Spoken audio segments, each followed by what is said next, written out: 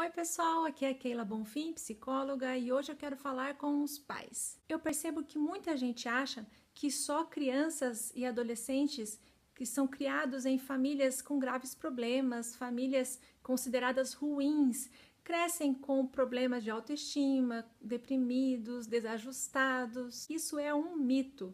Tem muita criança e adolescente que são filhos de famílias consideradas boas, ou seja, são filhos bem criados e apresentam as mesmas dificuldades. Mas por quê?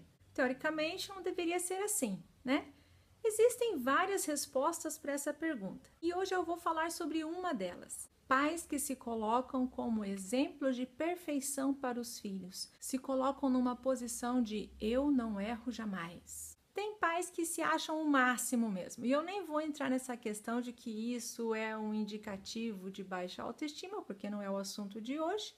Mas esses pais que se acham lindos, maravilhosos, importantes, invejáveis, claro, querem que seus filhos sejam como eles. E essa exigência pode trazer grandes danos, como a sensação de inferioridade, incapacidade ou revolta pela falta de respeito à sua individualidade. Mas tem pais que impõem esse padrão de perfeição sem perceber. E eu vou dar um exemplo pessoal de como isso é possível. Quando eu tive a minha filha, é óbvio que eu olhei para ela e desejei tudo de melhor e tudo de bom.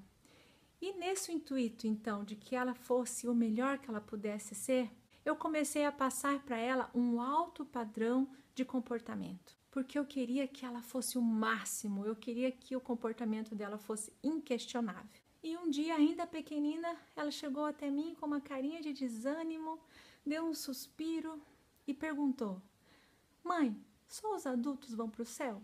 Eu achei engraçada a pergunta e respondi: não, filha, claro que não. Adultos, crianças, jovens, velhos, todos podem ir para o céu.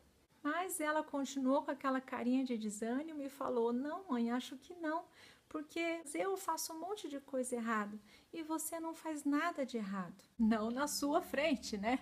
Naquela hora eu deixei de achar engraçado e fiquei preocupada. Reforcei então o que eu tinha dito para ela, mas fiquei pensando de onde essa menina tirou essas coisas. E foi aí que eu percebi o mal que eu estava causando a ela. Com esse meu desejo de despertar nela o mais alto padrão de comportamento, eu estava colocando para ela algo irreal, um padrão impossível de atingir. Como, por exemplo, atravessar a faixa de pedestres. Quando a gente vai atravessar a rua, se a rua está vazia ou se os carros estão lá longe ainda e a faixa de pedestre está a uns 50 metros da gente, a gente não vai lá na faixa atravessar. Eu sei que é uma questão de segurança e tudo mais, mas vamos combinar que ninguém faz isso.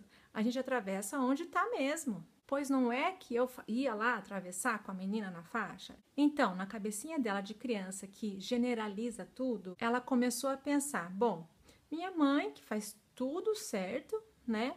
Com certeza vai para o céu. E eu que às vezes desobedeço, às vezes minto, às vezes brigo com alguém na escolinha, com certeza não vou.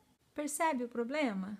E ainda acontece de às vezes essa imposição vir de fora, de pessoas que não moram na mesma casa, mas elas têm uma importância significativa para a criança. E eu posso dar mais um exemplo do que aconteceu comigo com a minha filha a respeito disso. Eu sempre tive excelente desempenho acadêmico, minhas notas sempre foram entre 9 e 10, 9 e 10. E quando a minha filha começou a estudar, começou a receber as suas notas, todas acima de 7, todas acima da média, tudo muito bom. E eu nunca falei para ela sobre as minhas notas na escola, porque eu não queria que ela de repente começasse a se cobrar para fazer igual. Mas alguém um dia contou para ela sobre as minhas notas e ainda deu uma exagerada. Né? Disse que eu só tirava 10. E quando eu a encontrei naquele dia, ela perguntou: mãe, é verdade que você só tirava 10 na escola? E eu falei: não, filha, eu não tirava só 10, eu tirava 9 também. Não adiantou muito, né? Mas eu sempre tentei não mentir para ela. E ela então ficou triste, falou que as notas dela não eram iguais. Eu falei que não eram mesmo e não tinha problema, cada um tinha um jeito.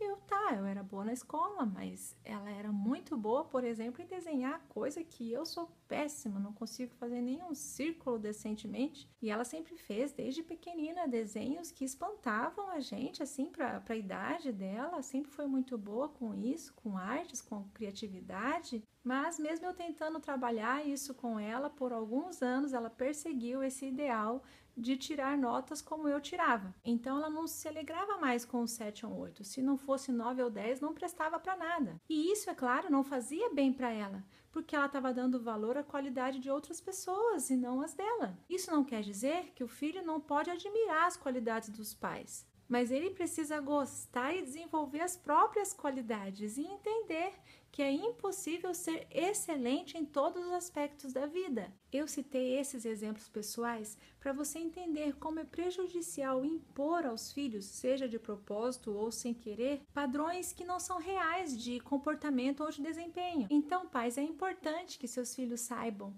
que vocês têm defeitos, que vocês têm dificuldades, que vocês erram, para ele saber que é possível seguir a vida mesmo assim e realizar os seus sonhos como uma pessoa normal.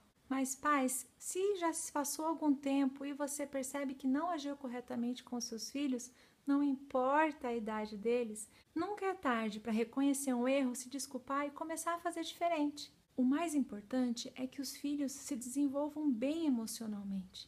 Para isso, você só precisa dar amor. Lembra o que é amor?